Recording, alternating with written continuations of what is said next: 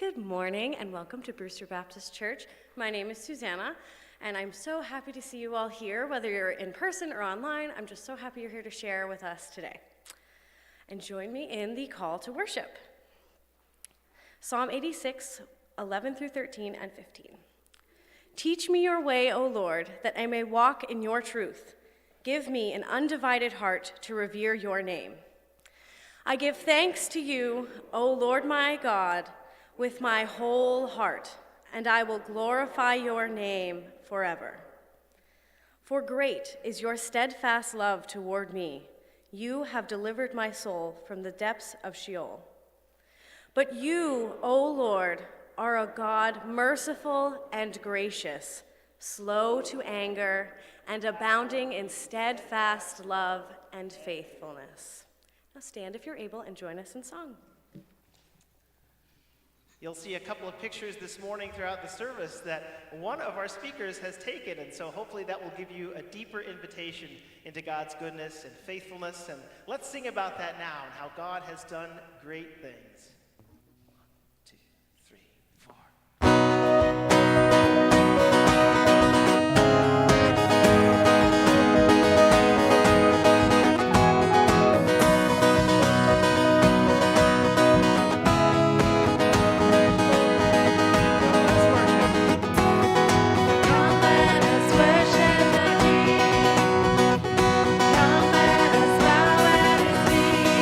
He has done great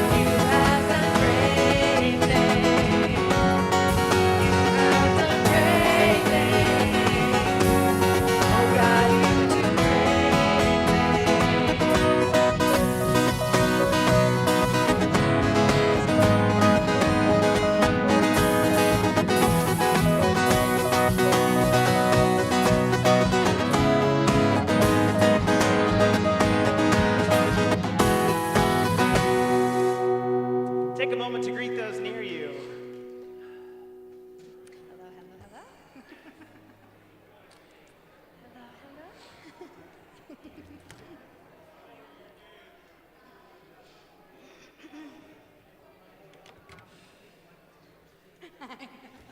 Because it feels like glad to be back.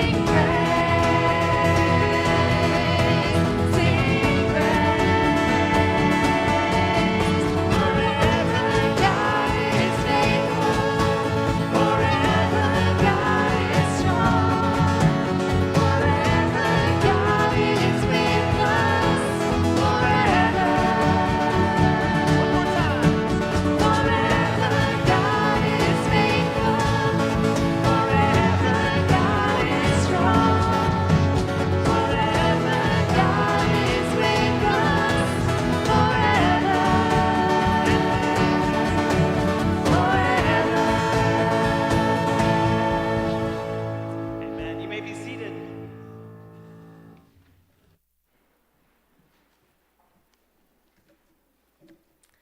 All right, our middle scriptures are a little bit of a mixed bag from Psalms, Exodus, Romans, and Galatians. Oh, how abundant is your goodness that you have laid up for those who fear you, and accomplished for those who take refuge in you in the sight of everyone. Oh, taste and see that the Lord is good.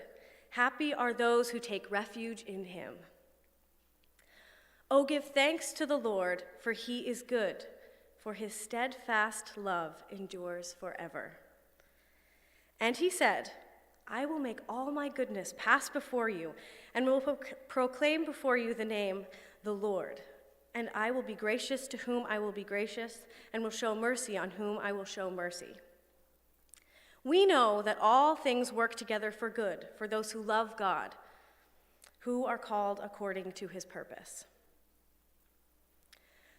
So then, whenever we have an opportunity, let us work for the good of all, and especially for those of the family of faith. By contrast, the fruit of the Spirit is love, joy, peace, patience, kindness, generosity, faithfulness, gentleness, and self-control. There is no law against such things. Now join me in prayer.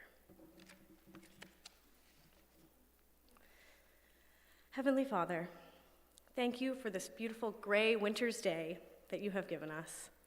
Thank you for allowing us the freedom to be in this room together, worshiping, sharing in fellowship in your word. Thank you for your never-ending faithfulness to us. You show us your steadfast love every day, even when we are undeserving of it. Often we find ourselves thinking we know what path is best for us, where we'd like to go, who we'd like to be with, and what our purpose is. In these moments, it can be easy to forget that you are right there, longing to take the journey with us, longing for us to reach out to you and ask, God, where do you want me to go? Where can I best serve for your greater glory? What a blessing it is for us to know our God is a God who wants to go with us and guide us in the right direction. In this world full of struggles and challenges, we are grateful you are our constant companion and friend, and with you, we never walk alone. Help us to know you more and grow in our own faithfulness. Help to soften our hearts as we go through this earthly life and be gracious to one another, finding the joy in serving others. Help us to be more like your disciple Stephen, so on fire for Jesus and strong in his faith that the stubbornness and anger of others could not shake it, even in his last moments. Help us to see how great your faithfulness is. Morning by morning, new mercies we see, with strength for today and glad hope for tomorrow. Now join me in the Lord's Prayer. Our Father, who art in heaven, hallowed be thy name. Thy kingdom come, thy will be done, on earth as it is in heaven. Give us this day our daily bread, and forgive us our debts as we forgive our debtors. And lead us not into temptation, but deliver us from evil. For thine is the kingdom, and the power, and the glory forever. Amen. Our children are dismissed and invited to head up to children's worship.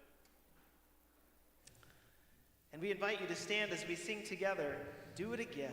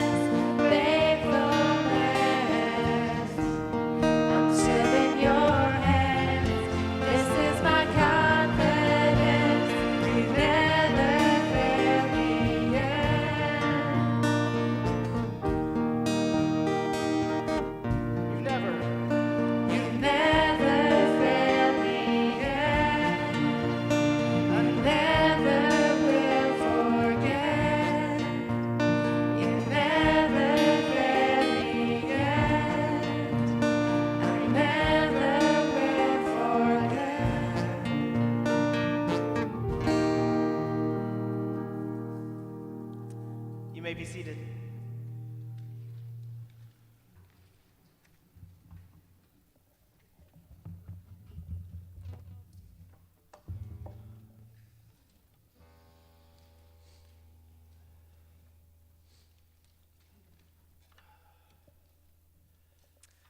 Just a brief word of introduction for our speakers this morning, who really need no introduction, but for the sake of, if you're completely new to international ministries and you've never heard of a global servant before, the different levels of service within our international ministries for the American Baptist Foreign Mission Society are the global servant, the regional consultant, and the global consultant.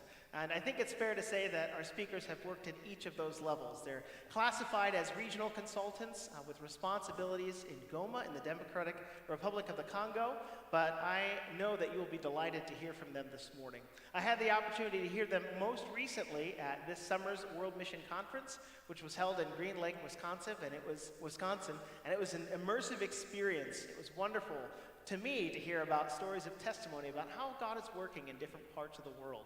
So I hope that you will have an open ear as you listen to what God is up to.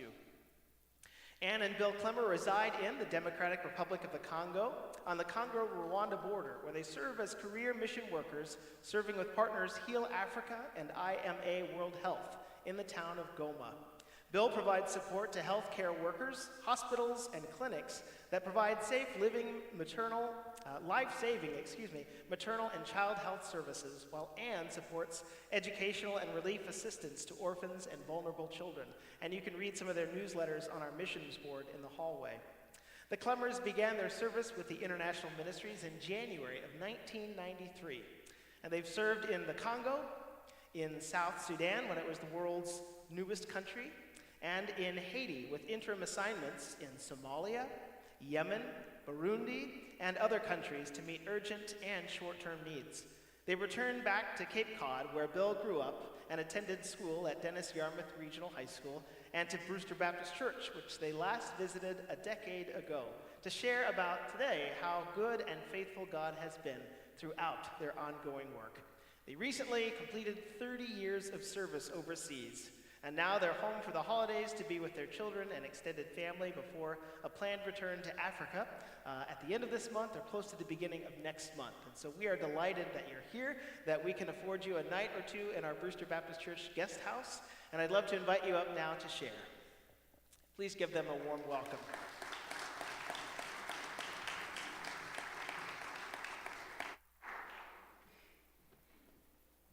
Good morning. It's a pleasure to be here, and actually it's my first time ever to come to Brewster Baptist, and I just want to thank you for the warm welcome.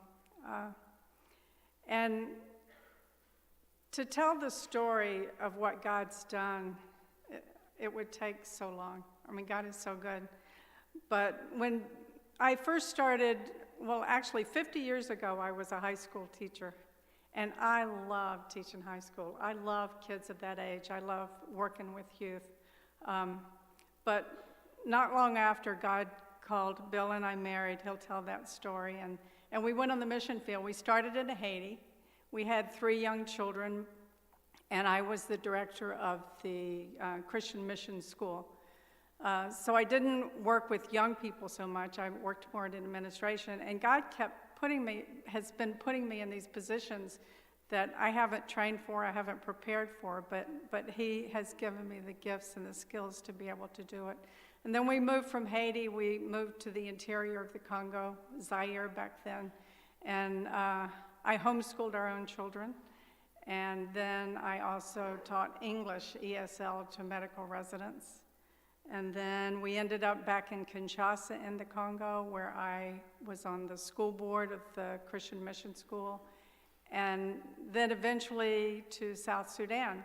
And every time we have moved to a new place, it was because Bill had a job offer, or Bill had something that God wanted him to do, and I had to find my own place. When we went to South Sudan, I had no idea what I would do there, and Mission Aviation Fellowship was just across the road from where we lived, and they had a huge need for a Christian school, so one of the missionaries with MAF and I started the first Christian school in Juba. And I taught preschool. I taught little 3- and 4-year-olds, which was great, but I have a passion for young people. So then we moved to Goma in 2016. And again, I had no idea what I was going to do, but one day after church, Heal Africa is a hospital, but it's also a social ministries and a church. In fact, when the volcanic eruption destroyed the entire city of Goma in 2002, Heal Africa, the first thing they built back was the church. And I met with there were 12 Sunday school teachers, and they said, please pray with us, because the Sunday school children were meeting outside in the open air in the parking lot. And they said, we want God to give us a tent. And so we prayed, and God has given us this huge Sunday school complex. And we have about 850 Sunday school children come every Sunday morning. They walk, we're right on the equator, so the sun rises at 6 and it sets at 6. So these children get up at the break of dawn. Some of them walk more than an hour with their baby siblings on their backs to come to Sunday school. We had Sunday school on the Sunday mornings, and then we had this huge facility and wanted to figure out what God would have us do with the facility. So in Congo, you can't go to school if you don't have money to pay school fees. So there are many, many children who are not able to go to school. In fact, over 50% of the children in Congo are under the age of 17. So, 50% of the population. So it's a very, very young population. Many children don't have any opportunities of education or school. So every day during the week, we've opened it up and we've added classes. We teach English.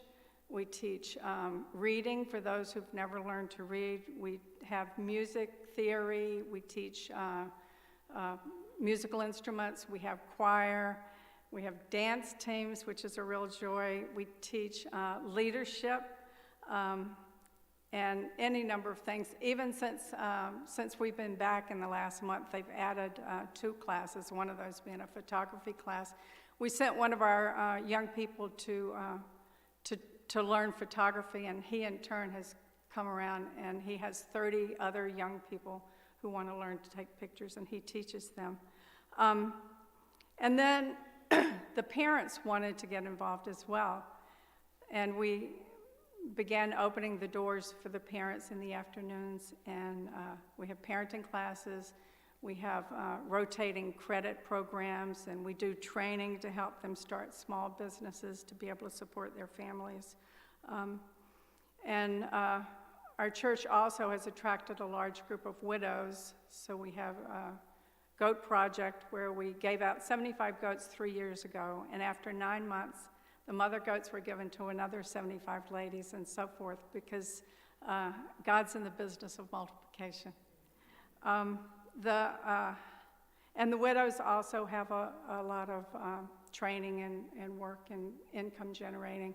Many of these widows have taken in children that are not of their own, but of their extended family, and they'll have 8, 9, 10, 12 children living in their home.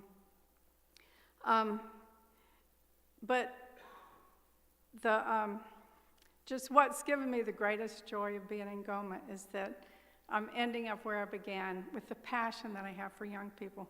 We have 60 Sunday school teachers between the ages of 14 and 24.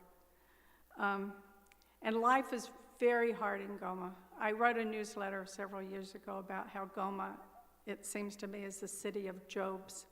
They keep suffering. It's a lawless area because we're far away from the capital cities. So ever since the Rwandan genocide in 1994, where the perpetrators escaped from Rwanda into Congo, they've been roaming, and there are many, many different militia groups, armed groups, and Congo has basically been, this part of Congo has been at war since 1994. Life is difficult. There's always the threat of attacks. As I said, many don't have the opportunity to go to school. Very few of the young people have jobs, but they live for the promise. We have volcanic eruptions periodically. Our last one was in 2021. But even those disasters have opened doors to serve. And after the volcano, we were able to provide food for those who had been homeless from the volcano. We also have had very large, serious Ebola epidemics. And, but I says, for the young people, they're there every day of the week. They live in homes. A lot of the homes are built on the hardened lava. They have lava floors. There'll be 2 or 3 rooms with groups of large families. Some of them don't even have doors. They don't have running water. They don't have electricity. But they have joy. They come to church and they're together and they're fellowshipping and they're serving God. And it's just such a blessing to me to be a part of that. The promise of the gospel gives them hope. Hebrews 10 talks about how they look for a city which is built by God. And they do. They don't live for the present. They live to build the future of what God has for them. And God keeps opening doors. We just started a new program after the volcanic eruption in 2021. We started to see a lot of children come to Sunday school who were in tattered clothes, barefoot, hungry, sores. And these children were living on the street. Goma has over 2,000 children who live on the street between the ages of about 5 and 15 who are homeless. And it touched the hearts of our Sunday school teachers. And they said, every time they say, Mama Ann, we need to do something. And God's prompting them to open their doors and open their hearts to serve. And so we started a street children ministry. As I said, we have this huge complex, but every room was filled every day of the week except for Saturday mornings. So Saturday mornings we began taking in these children at 6 o'clock, right when the sun came up, so they could shower, they could hear the Bible stories, they could learn that God loves them, have counseling, a good meal of rice and beans before they went back to the streets at noon on Saturdays. And then the Sunday school teachers came and they said, Mama, we got to do something because they're only here one day a week and they have so many needs. So we weren't sure what God was going to do, but he's faithful. I received a letter from a man who we had never met, and he said, if you had a dream, what would it be? So our dream is to be able to have full-time programs for these precious children. And he said, well, what would it take? And a building, and how much would that be? And he wrote a check. And we just completed the building about a year ago. And we started full-time ministry to these children during the daylight hours. And if you could see them as they come, they're really rough around the edges. But after a few weeks, as they start to change, and we've already been able to get 20 of these children back into their own homes. And to hear them give their testimonies is such a joy. And then just before I left, they said, Mama, these children, when they leave our program in the afternoon, they go out on the street. They have no warm clothes. They have nothing but their clothes on their back. And they have rice sacks. A rice sack is just a large bag. And they tuck them and hide them in places in the city. And then when the afternoon is over, they'll go and find their rice sack, and that's how they sleep at night. Often they don't sleep well because the police will chase them away, or older street children will come and harass them. And they'll come every morning and sit in church. We have church 3 times a week, beginning at 7 o'clock, and they'll dance and have joy when the singing's going on. But when the sermon comes, they fall asleep in their chairs. They're just exhausted. And so we were thinking about what we could do for them to keep them safe at night. And God has just provided a house that we're hoping to renovate that will open it up for them for the nighttime hours. But so God's just brought me full circle. And in the interim, he's been using that time to give me things to do that have prepared me for what we're doing now. And he keeps opening doors, and what a joy it is to be able to be there and work with these young people. I just turned 70 in December. Never dreamed that we'd still be on the mission field, but how can you not walk through those doors when God says he has work to do? No, I'll turn it over to Bill.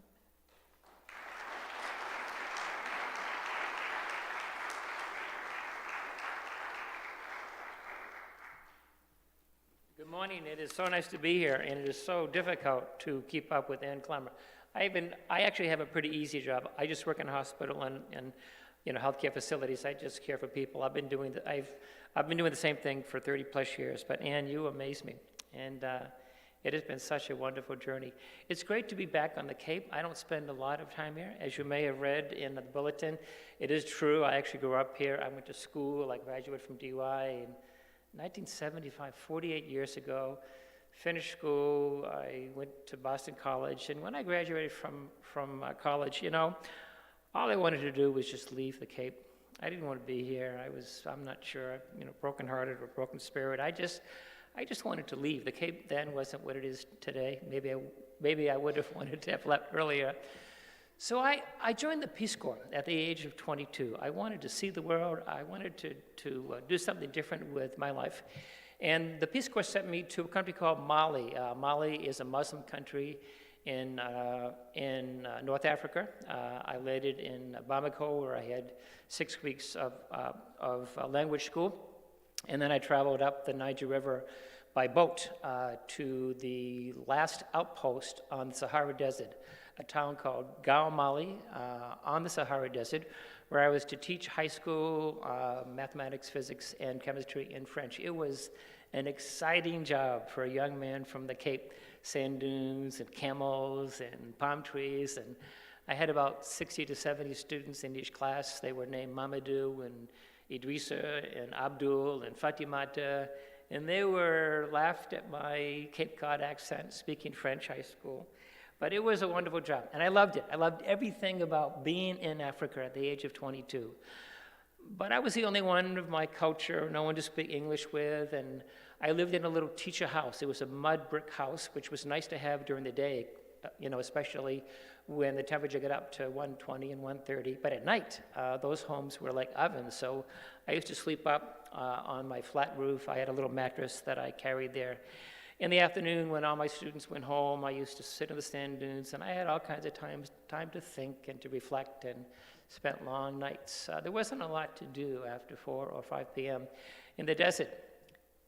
When I was traveling to Africa, a friend gave me a copy of the Bible, which I frankly had never read. And I read about how our salvation is predicated not upon what we could do, which I thought actually growing up, that at the end of my life, if my good deeds outweighed my bad deeds, then I'd end up at a good place. And I read in the Bible that if we confess with our lips that Jesus is Lord and believe in our heart that God raised him from the dead, we will be saved. Nothing in there about service or working, and life-changing words. And at the age of 22 in the Sahara Desert, this young man from Cape Cod gave his life to the Lord. I became born again, as Jesus said to Nicodemus. There was a significant change in how I thought, but I was still alone in the desert. Peace Corps usually sends people out in 2s or 3s. They usually don't send you out. I was actually supposed to be assigned with a gentleman from California who had to go home, and they were going to send a young man from Brooklyn to Brooklyn, New York, to be with me my second year. Imagine a Red Sox fan and a Yankee fan in the desert. Didn't matter. I wanted company. And so in the summer prior to the school year, Peace Corps sent not Mr. Bob from Brooklyn, but a long, blonde-haired, blue-eyed woman from South Carolina to the Sahara Desert. Miss Ann was also a new believer, recently had come to know Jesus as her Lord and Savior through the ministry of the Campus Crusade for Christ. Imagine that. A homely guy from Cape Cod in the Sahara Desert with a beautiful woman from South Carolina. I remember thinking, if this is what's going to be like to be a believer, I'm in. And we, during the course of our time in Africa, I can't explain it, we both had a strong, strong calling that we wanted to come back. My vision in life, when I finished my term in Peace Corps, I was going to teach mathematics in a high school in Massachusetts. But we had a strong, distinct calling that God wanted us to come back as missionaries. I didn't know what that meant. I just knew that I wanted to devote my life to the work and what God had given me. I had a dream about becoming a missionary doctor. Well, that was pretty much what I hadn't trained for, but that was what God distinctly kept calling. Bill, I want you to come back. I want you to come back as a doctor. Thankfully, God did not ask me to come back as a pastor or a preacher. Joe and Douglas, I could not have done that. But that was my passion. When we left the U.S., when we left Africa, I came to the U.S., applied to medical school, get into several schools. And I married. I went to medical school in Washington, D.C., 3 years residency. And at the end of my residency, that calling was there still. But I wanted to be a doctor in the United States before spending my career in Africa. So when we finished our residency, we moved to the state of New Hampshire, where I was an ER doctor in the White Mountains of New Hampshire.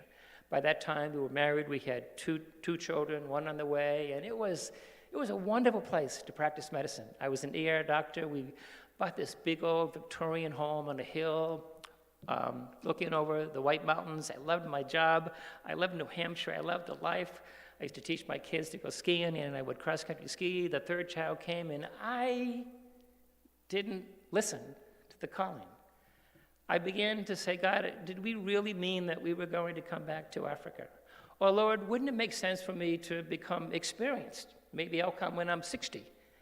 And God sort of put up with that foolishness, and one day we received a letter from International Ministries in Philadelphia. They had heard about this young doctor who had made a promise years ago to come back to Africa, and they invited Ann and I to come visit them in Philadelphia. And I figured, let's put this thing to rest. So we accepted the invite, got on the train. We took the train from White River Junction in Vermont all the way to Philadelphia and met with the mission board of the American Baptist Foreign Mission Society. And they needed a doctor in Africa, and they showed us pictures of the children and the diseases of the hospital. And, I was like, and then they said, we really, really need someone of your caliber. They offered us a salary of $24,000, which was $12,000 each. I couldn't even pay my car payment, let alone my mortgage. And I was, we were very, very polite, and thank you so much. And they took us out to dinner that night. And the next morning, I couldn't wait to get on the train back to White River Junction, sort of like Jonas escaping Nineveh. And we boarded that train, and the only thing on my mind was getting back to New Hampshire. I was on duty that night. Thank you very much. And we reached the border of Vermont. It was getting dark. There was a snowstorm. In the middle of Vermont, in the forest and the Green Mountains, that train broke down. We had a little cabin, not many people on the train. And it was cold. This was in February of 1992. It was dark. Everything broke down. And the conductor said, we don't know what happened, but we're going to be here for a while. And so Ann and I were in this dark train cabin. We sort of, looked at each other. And we had promised the mission board that, yes, we will pray about this decision. You always say that, don't you? But we had nothing to do. And we got on our knees and prayed. And after about, Ann, 20, 30 minutes, we got up and we looked in each other's eyes. And we knew that that calling 10 years ago was as true then as it was today. We got back home. I wrote a letter of resignation from my job. We put our home on the market, brought the car back to the dealer, found out Ann was pregnant with our fourth child, and went overseas. As Joe mentioned, 30 years ago, January 4th, 1993. And it has been a wonderful journey. I can't believe I almost missed what God had prepared for us in advance. But it's good that God doesn't always let you know about the things that might come, the volcanoes and Ebola, and when our children get sick, and I was the only doctor. That was stressful, and all the fighting and the conflict in Yemen and Somalia and Congo. But there were blessings beyond any of that. Imagine raising 4 children in the middle of a lush rainforest, homeschooling. No devices, no internet, no electricity, no after-school activities. You always knew where your kids were. Long nights playing games by kerosene lamps. What a wonderful place to grow up, a marriage and a family. And what a place to use the talents that God had given us. I learned that the most that despite all the trauma and all the problems, it was in 1997, I think, just prior to when I came here, during the middle of the Congolese War, our hospital was actually attacked. We had, fortunately, many of the doctors and nurses and Ann and the kids had left, and I was behind rebel lines and ended up getting caught.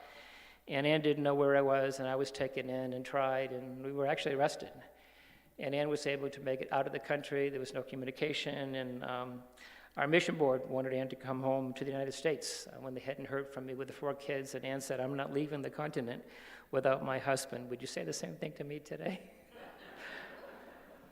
And 11 months later, I was let go, and we were rejoined. And what I learned is the safest place for any of us is in the will of God. And what I wanted to share briefly this morning, and I'll be brief. The other wonderful thing about using God's is the other wonderful thing about using the talents that God has basically given us is the opportunity to make a difference for the kingdom. I love the story in 2 Corinthians when Paul talks about how we all, when we come to know Jesus as our Lord and Savior, we have this foundation of faith that nobody can ever take away from us. And God gives us the ability during our lives to build upon that foundation. Some build with gold, some with silver, some with bronze, some with wood, some with hay, and some with straw. And God clearly says at the end of our life, we all will go through this refinement of fire, and everything foolishness that we bought, that we built, everything self-serving, all of our things, our cars and our Victorians in New Hampshire and other things and our worries, those will all be burned away. The only thing that will be left is that which we have done for the kingdom. Paul said that some of us will escape that fire with only the clothes on our back. Ladies and gentlemen, God has done so much for us. I don't want to come to the kingdom with just the clothes on my back. And so we are thankful for the opportunities that God has given us for 30 years. Pastor Doug preached a sermon last Sunday on life is not fair. He talked about Moses. Moses, for 40 years, led the children of Israel through the desert to go to the promised land, and when he got to the Jordan River, or basically where he could see it, his life was taken away, and Moses was never able to enter the promised land. He talked about Dr. Martin Luther King, who gave his life for civil rights. Martin Luther King talked about, I have climbed the mountain, I have seen those promises, but they're far away in the distance. In 2022, I spent more than half of the year in countries like Yemen. Yemen is a country in the Middle East, which is currently under attack by Islamic-based fundamentalists in the north. I was in the south working with the government trying to establish healthcare facilities. There are 3 million refugees in the middle of Yemen. And we have camps and we have healthcare facilities that care for them. I was just reading that the UN says that in 2023, over 300,000 children are at risk of dying from starvation, not from malaria or schistosomiasis or things that I've learned how to treat. 300,000 children at risk this year of dying from starvation. A sharp fact for me when we come home. Life is not fair. But some could say that neither is Christianity, or neither is salvation. How is it that this broken vessel from Cape Cod can boldly say, if I confess with my lips that Jesus is Lord, and believe in my heart that he will come again, I will be saved? I am so glad I will be judged not upon fairness. I don't want fairness. I want grace. For it is by grace we are saved through faith. We thank Brewster Baptist Church for being a beacon of faith and hope. Lastly, as a medical doctor, I see what I've seen so much in the past 30 years is so much death and dying. Nothing like I did when I practiced medicine in the White Mountains of New Hampshire. So many children have died on my watch, and dear women and men. And it dawns upon me that that death can be as close to us as the back of our hand. We don't, Ann and I are driving back to Maine on Monday. Death could be at the other end. We're flying back to the Congo February 2nd. We never know. But what we do know is that God will be there. In 2021, in 2020, we had Congo basically experienced its worst outbreak of the Ebola virus in history. I was assigned to the hot zone. I actually volunteered for 3 months and ended up being there for 18 months, 3,500 deaths. During that time, people, because of the disease and because of the level of contagiousness, people would basically shut themselves up in their homes. Schools would be closed, churches would be closed, markets would be closed, mothers would not let their children go out into the streets. They would be locked in their home. And I met this 86-year-old pastor, this African pastor, Pastor David, who was in a church all by himself there in case people came, so he could minister to them, be them, and be their comfort. A very feeble 86-year-old, which is old in the Congo, pastor. And I said, Pastor David, my friend, you're 86 years old. The church is empty. Don't you think you've done your duty? Isn't it time to go home? And he looked at me. He said, Dr. Bill. They call me Dr. Bill. Dr. Bill, didn't you know that Jesus is coming? And when Jesus comes, I want him to find me in the field, in the garden that he prepared for me. And I don't know when the day will come when the Lord calls us home. But I do know that I will come through that fire, that I will bring something to the Lord. But my prayer is that of 2 Timothy, that the words that I want to echo when I come to the door is, Lord, I have fought the good fight. I have finished the race. I have kept the faith. In Brewster Baptist Church, you are a light to the Lord on Cape Cod. You are fighting the fight for morality and for what's right. You are persevering in the faith. And you are a beacon of light to Cape Cod. Thank you so much for your love and support for missions globally, for the work that you do on Cape Cod, for your prayers for Ann and I over 30 years. May the Lord bless you for all you have done and give you hope for the future. God bless you, and thank you so much. Okay.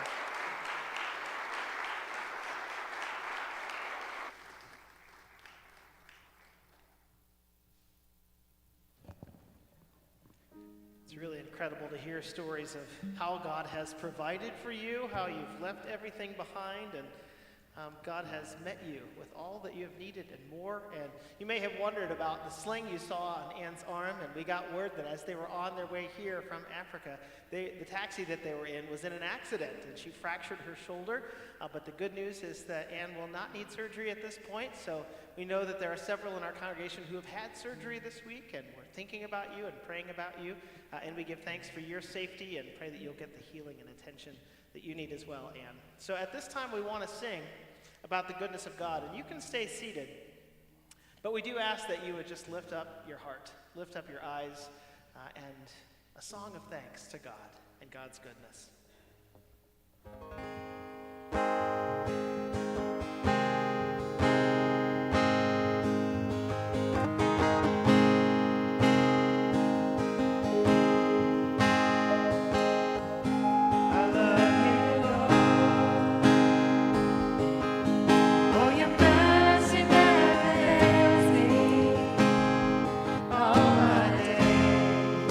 I've been held in your hand.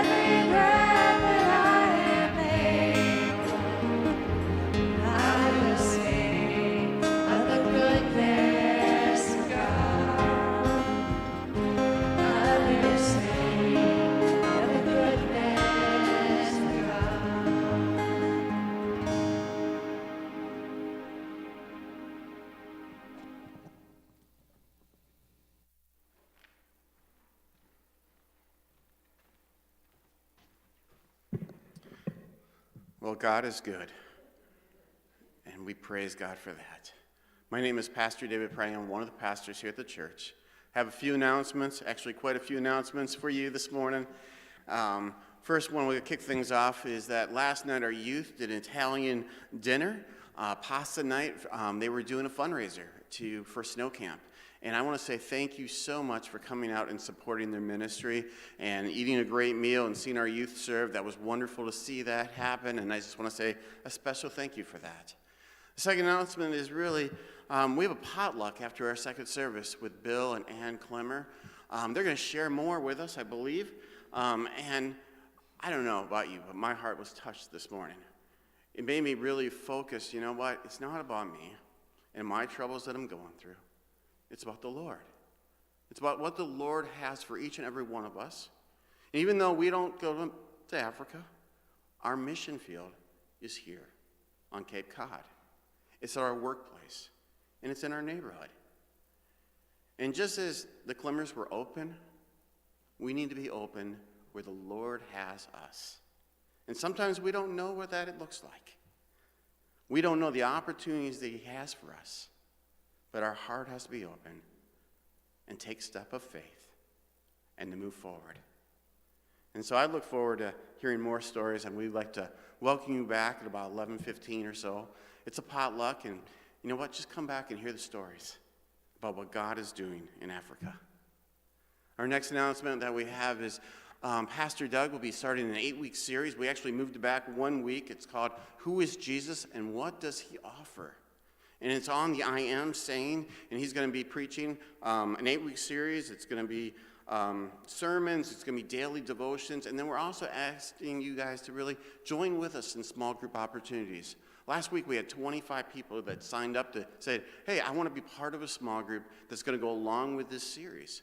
And I want to be in the table in the back in the foyer, and we would love to see 25 more people sign up. And we're going to need some more leaders with that. And we're going to organize small groups, and we'd love you to be part of this next series with us. We have a family event that's going to be happening on January 28th at 10 a.m. They're going to go for a short hike at the Brewster Common Garden. It's on Lower Road, followed by cocoa and donuts. And this is great for families, especially with young kids. It's something that you guys can do together. And once again, that's on Saturday, January 28th. Next announcement that we have is actually, we have 2 positions that are open. Susan Kino is stepping down as our admin. Her last week is actually this week, and her last day is on Thursday. So if you see Susan in the office, tell her thank you so much for all the work that she's been doing over the last year and a half, but she is stepping down, and so we have an open position as an admin. We really need a person that really has computer skills, understands Microsoft Office and Publisher, so a lot of office work. And then we also have a part-time event and special projects coordinator that we're looking for that's going to really focus on children's ministry and building up leaders and recruiting people. If you would like to see more of a job description, it's in the office, or you can just contact me and I can give that to you.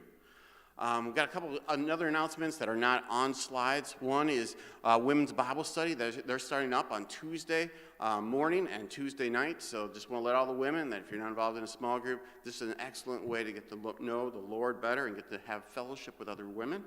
And then also the informational desk. We have quite a few people that serve, over 30, 40 people that serve on a weekly basis or sometime during the month. And Nancy Swedeen is going to be having a dinner for those people. And she was like, make sure they need to RSVP. So the dinner is like next Sunday. So please let Nancy know or let the office know that you are coming. If you're visiting with us, we just want to say a special thank you coming out to learn more about Brewster Baptist Church. There's a connection card in your bulletin. You can pull that off, fill it out, drop it off in the offering plate on your way out. If you're watching online, you can. There's a button that you could push to connect with us as well. And lastly, we just want to say a special thank you so much for your generosity. It's our people that make this church happen. And we really are thankful for your generosity and giving to not only to the church, but also to our missionaries and to our missions and our ministry. So it's a special thanks. And this time we're going to close with our song called Echo, led by our worship team.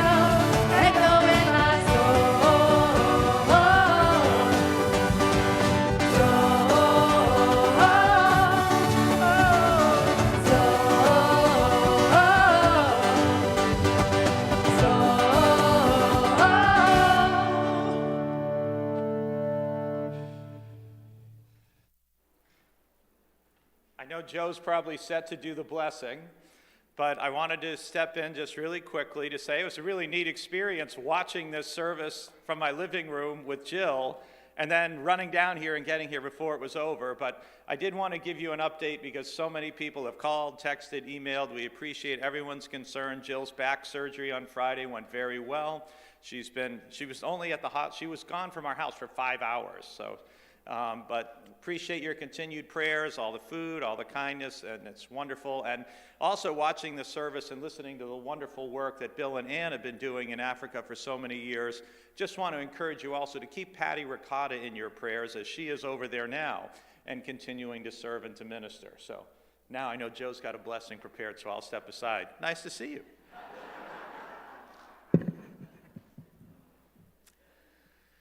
May you be reminded that God, like Doug Scalise, always steps in at the right moment in our time of need. May God's goodness and faithfulness guide, guard, and direct you wherever you may go.